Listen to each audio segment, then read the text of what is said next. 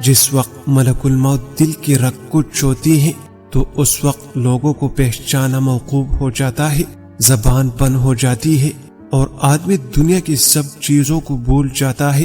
اگر اس وقت آدمی پر موت کا نشہ سوار نہ ہو تو تکلیف کی شدت سے پاس والوں پر تلوار چلانے لگے۔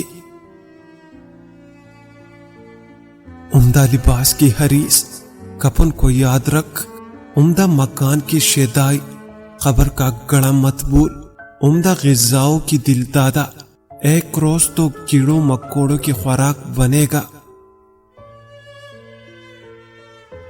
دنیا کا سب سے کمزور انسان بھی اپنی صلاحیتوں کو ایک مرکز پر جمع کر کے کچھ نہ کچھ مفید کام انجام دے سکتا ہے، لیکن جو بندہ اپنی طاقت کسی اچھے کام کے لیے استعمال نہ کرے گا وہ کبھی کامیاب نہ ہوگا۔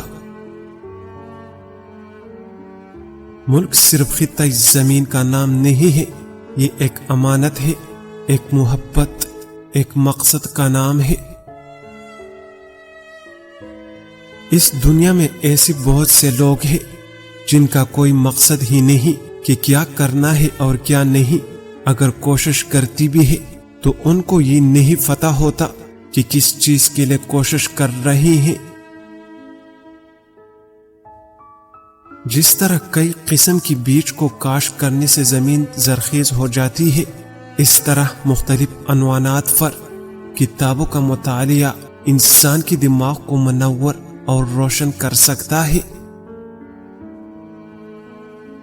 بال گر گئی ہے تو ادرک کی پانی میں لیموں اور بادام کا رس ڈال کر سر پر لگاؤ، 15 دن میں بال آ جائیں گے۔